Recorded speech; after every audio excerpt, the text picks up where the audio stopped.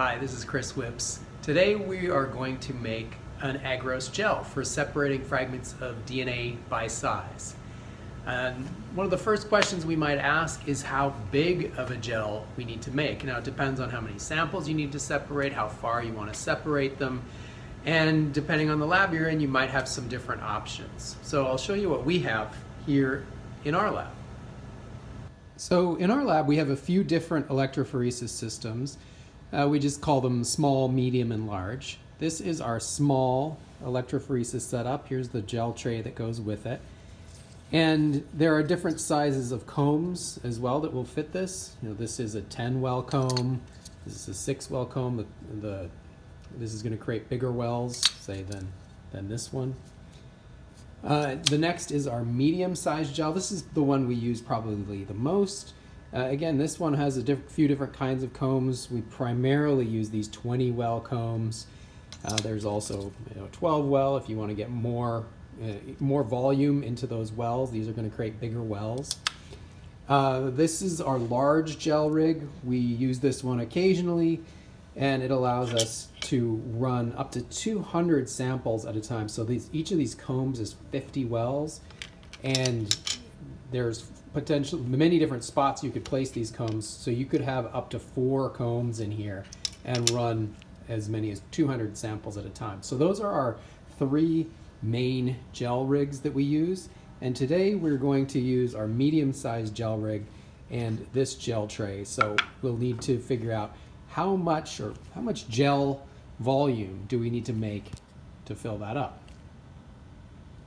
All right, so we know from experience how much Agarose gel we're going to need to make to fill this tray here, and that's 85 milliliters. And we have a list here in the lab depending on the size of gel you're making.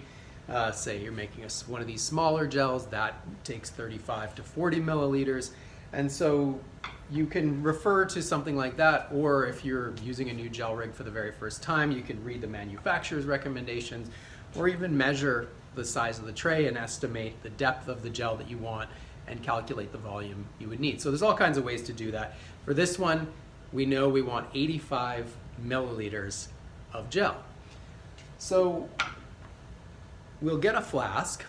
This is a 250 milliliter Erlenmeyer flask. And we really want a flask that's much bigger than the volume we need. That way when we put our buffer in here, it will not be brimming up to the top. We're going to heat this up, and when that starts to boil, we don't want that near the top because it's much more likely to boil over than if the volume, your Agarose gel, is way down here. So always go with a bigger flask than for the volume that you need. All right, so let's prepare this gel. We need to put some buffer in here to dissolve the Agarose in. We don't want to use water. We want to use the buffer that will ultimately be filling this gel box up with. And what we use in our lab is TBE. The T is for tris, B is for boric acid, E is for EDTA. That's a pretty standard recipe you can find in the lab manual. And we use a 0.5x concentration. Again, that's a standard concentration that folks use. So we need 85 milliliters. When you're making a gel, precision, you want to be as precise as possible, but there's some flexibility here, and we'll see that when we weigh the Agarose as well. If I put 86 milliliters in here, it's not the end of the world. There's a lot of things in molecular biology where you need to be incredibly precise. This is one where you can have a little bit of flexibility. Again, if I fill this up to 100 milliliters, that's way off. It's not that flexible. But if I get it very close, 85.5 milliliters or whatever, that is not a big deal. So I have my flask with our TBE buffer in there. Let's go add some Agarose to this. All right, we need to weigh some Agarose. First, we'll turn on our balance. Put a weigh boat on it. That's where we'll put our Agarose. And we need to know, well, how much Agarose do we need? We have an 85 milliliter gel, and in this case we want to make a 1% gel. So what we'll do is put 0.85 grams of Agarose. In terms of percent solutions, a 1% solution would be 1 gram per 100 mils of water, buffer, whatever it is. So here we have 85 milliliters, so we would need 0.85 grams. We're just scaling down. That's how percent solutions work. So like with the volume measurement, we want to be as close as possible on our weight of Agarose. But if we're off by a little bit, it's not the end of the world. So this is 0.88. I'm a little bit high, but again, it's not that far off. And for our purposes of the DNA that we're separating today, that is going to be fine. All right, so we'll put it into our flask, grab our flask, and fold our weigh boat, and then in it goes. And we're trying not to get this on the side of the flask. We're trying to get it to go right down to the bottom of the flask. Now hang on to the weigh boat. We will use that as a little cap, and we'll microwave this to dissolve the Agarose, which you can see floating around there in our flask. We're ready to microwave our Agarose in TBE buffer. You want to make sure you have a glove that you can put on, or something that you can hold the hot flask with. It's obviously not hot now, but when it comes out of the microwave it will be. So have that at the ready. The other thing you want to be careful about is this boiling over. You want to avoid that as much as possible. If it boils over in the microwave, you pretty much need to start again. One of the easier things to do there is just let the Agarose set, and then you can just peel it out of the microwave or off the microwave tray if that happens. So it's not the end of the world, but you do want to avoid that as much as possible. All right, so let me show you how we microwave them. We'll put our flask in the microwave with that weigh boat flipped over as a cap, and I'm going to microwave this for 1 minute. I know from experience that 1 minute is not going to cause it to boil over, so I usually start there, and then I will microwave it for a little bit longer, but sort of swirling it in between to make sure this is all dissolved. So pick this back up after 1 minute. All right, 1 minute of microwaving. We can take our flask out. I'll just take the little cap off so you can see this more closely. The Agarose is still there. If you see it, the solution is still cloudy. It's not completely dissolved, so it's not ready yet. That's not surprising after just a minute. But here's where we want to be very careful that we don't boil this over. So sorry, I don't think you can see it on the camera, but I can kind of see into the microwave on the right angle, and I'm looking for bubbles forming, and I want to stop that. Some bubbles were starting to form. That's okay, but you just, again, don't want this to boil over. Notice now this is much more clear than it was a few seconds ago. I can still see some little flecks of Agarose. They're not completely dissolved. They look a bit translucent, but they're not dissolved yet, so you want to microwave that a little bit longer. There are some starting to bubble. When I swirl it, really kind of froths up there. But now, I don't really see those bits of undissolved Agarose anymore. I'm gonna microwave it just for a few more seconds, just to get it to starting to boil again, but not boil over. There, it's bubbling pretty good. It's very clear now. There's no sort of foaminess. There is no bits of Agarose floating around in there. That's ready to go. All right, so now we take this and we're gonna put it in a water bath to equilibrate to temperature. All right, so there's a few things we could do now. We've dissolved our Agarose. Maybe in a classroom setting, you might just leave that flask on the counter to cool before you pour the gel. You don't want to pour it when it's hot like this. You want to let it cool a bit.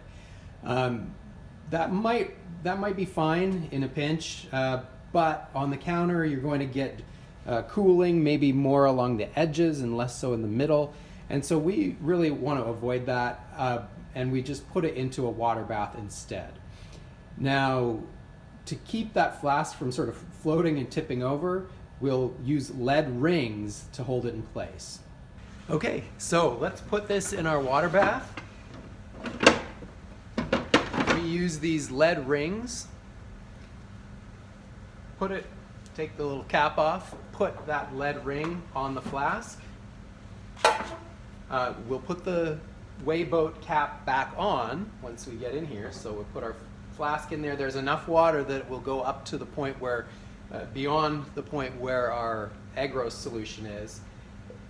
And the cap goes back on. We're just trying to prevent any evaporation by keeping it on there. And that flask can sit in there, and we give it about 10 or 15 minutes. And during that time, that solution that's quite hot right now is going to equilibrate to the 55 degrees that this is set at, and then it will be ready to pour. So while our gel is cooling in that water bath, we can get the tray ready. That's where we're going to pour the gel into.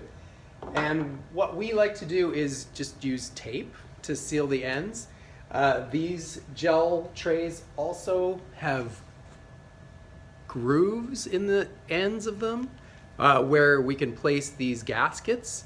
When you do that, this will then, basically squeeze into this gel box, and the sides of the gel box basically act as the seal for the edges of these. Honestly, that works great, but it's just so much easier to tape the ends, really. Maybe the caution with the tape is that if you do not get it on there well, it can leak, and then you have to start again. If that happens, the gel leaks around the edges of that tape, don't panic. Just put a little dam of paper towels there to prevent it from spreading too far, and then let it set on the table, and then clean it up once it's set, which is much easier than just trying to clean it up as a liquid. We reuse this tape often. One thing you want to do when you peel off a piece of tape from the roll is just fold the end over, so that makes removing the tape easier later. And when we put this on the gel tray, what we're trying to do is line the edge of the tape up as close as possible with the bottom of the gel tray, and not having it sort of hang over, stick out the edge. Once we put the piece of tape on there, use your thumb or finger to really push the tape against the edge of the gel tray, so that it creates a good seal. As I mentioned before, if you don't get a good seal on there, you'll know it when you go to pour the gel and it starts leaking out. So you're really trying to avoid that. Just takes up extra time. So our gel tray is ready. The other thing we need to figure out is what comb that we're going to use. And today we'll use one of these 20 well combs. And these combs also have a thick and thin side to them. What's going to happen from that is one side will make bigger wells than the other side. For our purposes today, we'll use the thinner wells. It depends on how much you want to load, so you need to decide and be ready, have that comb ready ahead of time. This gel tray can accommodate two sets of, or two combs, so you could be running two sort of rows of things at the same time on this gel. Today we will just use one comb. We only need the one. I can just show you what that looks like. We're not going to put that in there now though. We wait until after we're done, after we've poured the gel, when it's still hot, then we put the comb in. All right, so here's our gel tray. We're getting it ready to pour. We've got the tape on the end so it's sealed. Again, you could use gaskets as well. And there's a few things we can do here, but the main thing is we want this to be level when we pour it, so that gel, the thickness of that gel is going to be the same on one side of the gel to the other. And so we can use one of these bubble gauge type levels here to get that bubble right in the middle. So as it is right now, our gel really needs to be raised up on this side. We could just stick a paper towel under there to level it, but we also have this gel casting tray here right beside. So I'm just going to use that. It has these adjustment knobs here that can, you know, move this so it can become level. And so if we look at our bubble gauge here, really needs to come up on the right. So I just turn that screw here. It's a little easier with two hands, but it doesn't, again, it doesn't have to be perfect, but you're trying to get it as level as possible. So there, that looks pretty good. We're all set to pour that gel. All right, so our Agarose gel now has equilibrated in the water bath to 55 degrees. I want to move fairly quickly at this point. What we'll do now is add some dye to this gel. This dye is going to basically stick to the DNA. It's going to allow us to visualize our results later, and we add this directly to the gel. You could stain the gel afterwards, but this is a much just easier thing to do. We add this product, it's called Gel Red. The volume that you use depends on the volume of your gel. For an 85 ml gel, here we're going to use 8.5 microliters, that's it. I add that dye, I gently swirl it. What I'm trying to avoid here, I don't want to, is incorporating air bubbles. So I don't want to swirl this too violently and get air bubbles in there that we'll have to deal with. So gently swirling and then pouring.